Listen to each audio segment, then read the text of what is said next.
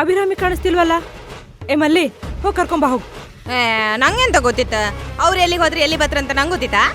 ಅಲ್ಲ, 11:30ಗೆ ನ್ಯೂಸ್ ನೋಡ್ಬೇಕು, ಎಲ್ರೂ ರೆಡಿ ಆಗಿರಿ ಅಂತ ಹೇಳ್ಬಿಟ್ಟು ಅವಳೇ ಕಾಣಿಸ್ತಿಲ್ವಲ್ಲ? ಸರಿ, ನ್ಯೂಸ್ ಹಾಕು, ಅದೇನು ಅಂತ ನೋಡೋಣ. ನಮಸ್ಕಾರ, ನಾನು ಜ್ಯೋತಿಕಾ.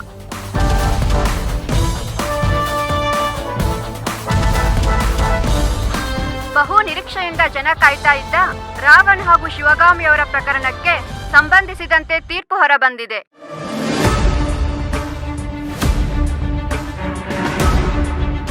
ಈ ಪ್ರಕರಣದಲ್ಲಿ ಹೈಕೋರ್ಟ್ ತೀರ್ಪನ್ನು ಸುಪ್ರೀಂ ಕೋರ್ಟ್ ಎತ್ತಿ ಹಿಡಿದಿದೆ.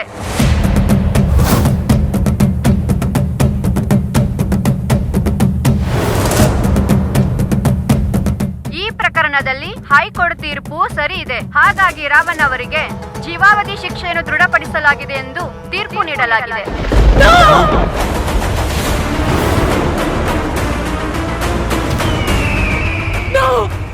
ಪಾಲ್ಗುಣಿ, ಅದು ಸುಳ್ಳಾಗ್ಲಿ ಆ ತೀರ್ಪು.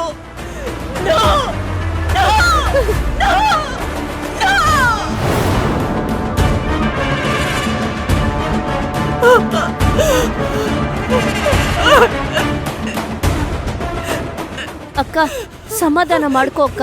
ಇಲ್ಲ ಇಲ್ಲ ಇಲ್ಲ, ನನ್ನ ಮಗನಿಗೆ ಶಿಕ್ಷೆ ಆಗ್ಬಾರ್ದು. ನನ್ನ ಮಗನಿಗೆ ಶಿಕ್ಷೆ ಆಗ್ಬಾರ್ದು.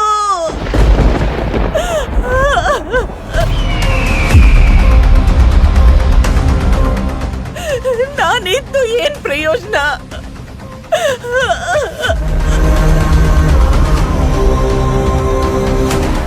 ತೀರ್ಪು ಹೊರಬಿದ್ದ ತಕ್ಷಣ ರಾವಣ್ ಅವರು ಮಾನಸಿಕವಾಗಿ ಕುಗ್ಗಿ ಹೋದರು. ಅಸಹಾಯಕತೆಯಿಂದ ಕಂಗಾಲಾದರು. ಅವರ ಕಡೆಯವರು ಯಾರು ಕೋರ್ಟ್ಗೆ ಬರದೇ ಇದ್ದಿದ್ದನ್ನು ನೋಡಿ ಕಣ್ಣೀರು ತುಂಬಿ ಬಂತು.